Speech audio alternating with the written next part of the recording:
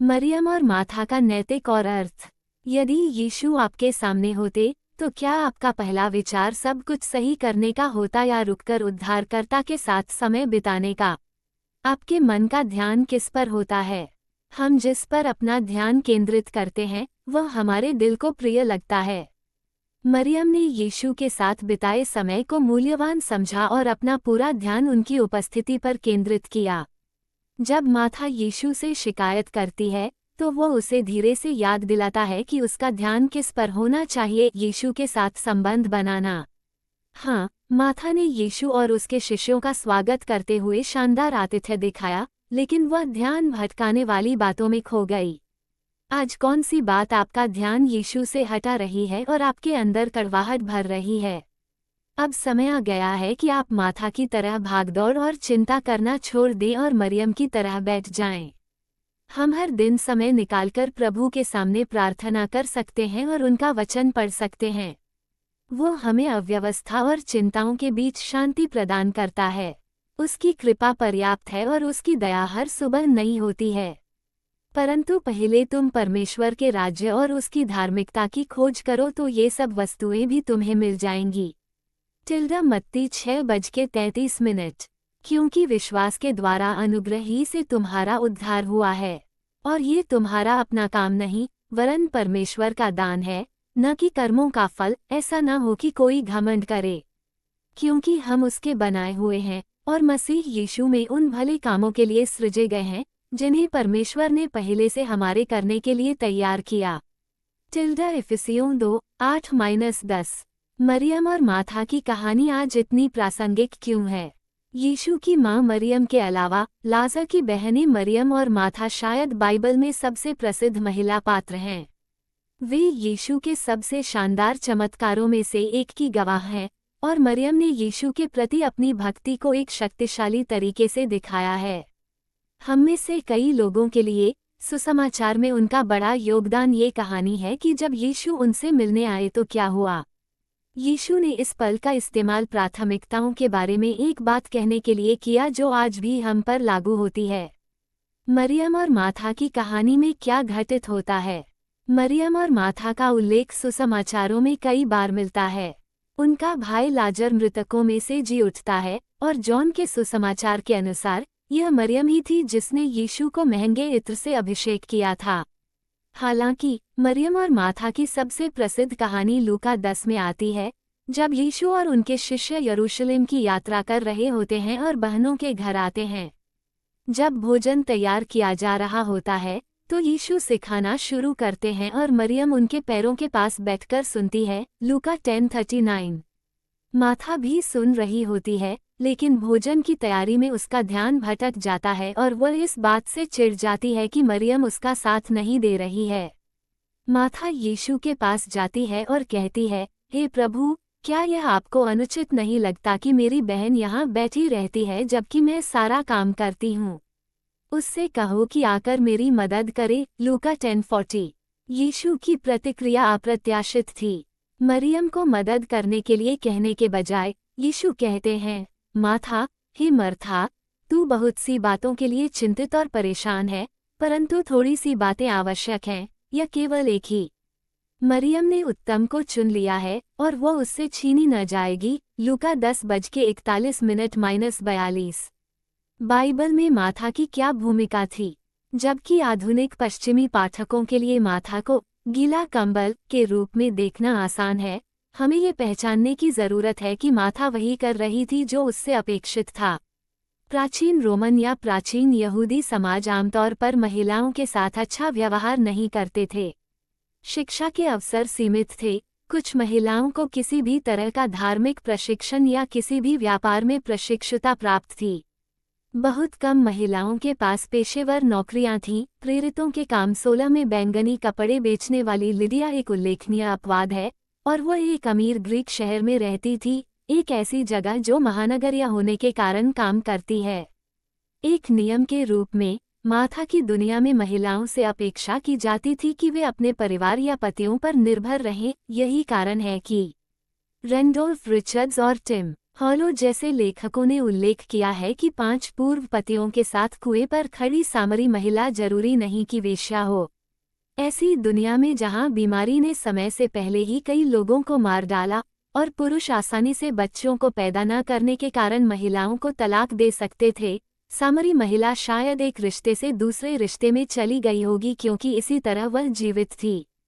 महिलाओं को अच्छी पत्नी होने, घर संभालने और बच्चे पैदा करने के लिए महत्व दिया जाता था।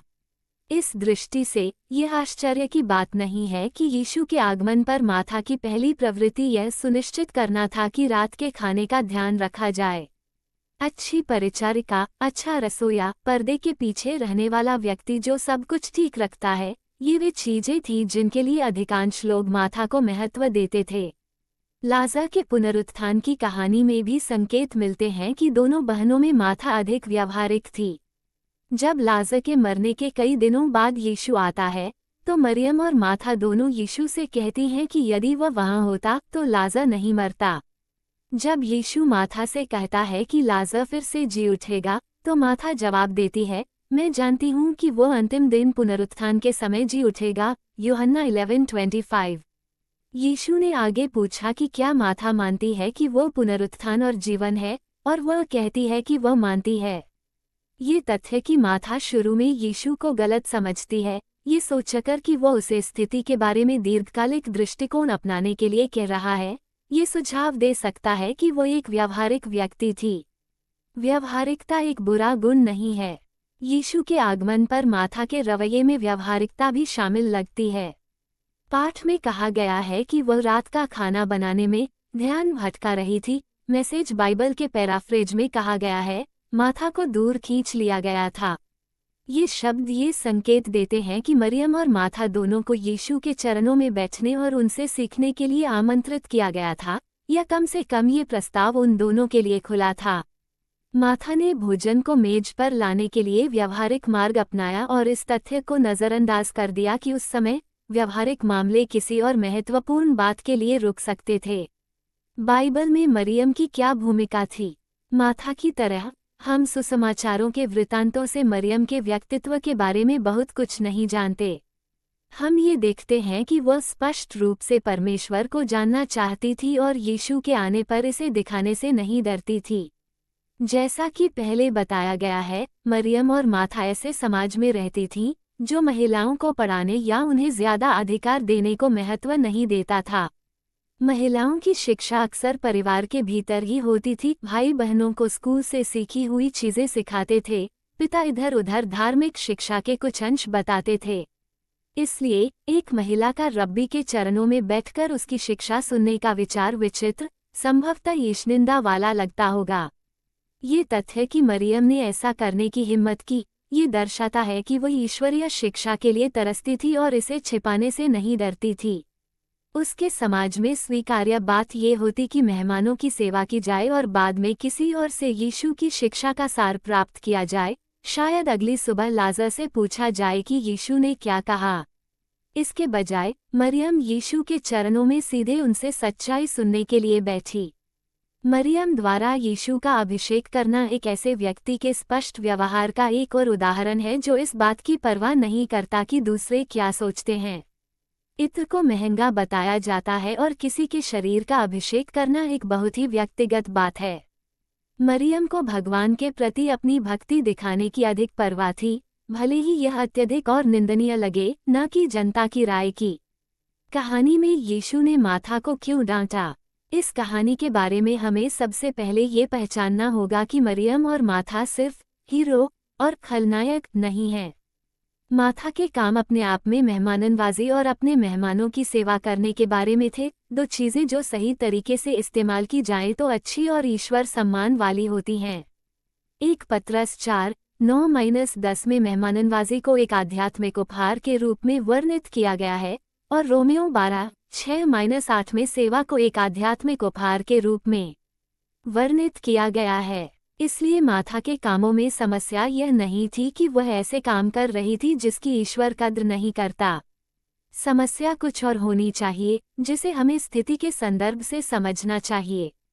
जैसा कि पहले बताया गया है, पाठ में कहा गया है कि माथा यीशु की बात सुनने से विचलित थी, जिससे ये संकेत मिलता है कि उसे यीशु के पैरों के पास बैठने के लिए आमंत्रित किया गया था, लेकिन वह भोजन पर ध्यान केंद्रित करने के लिए चली गई।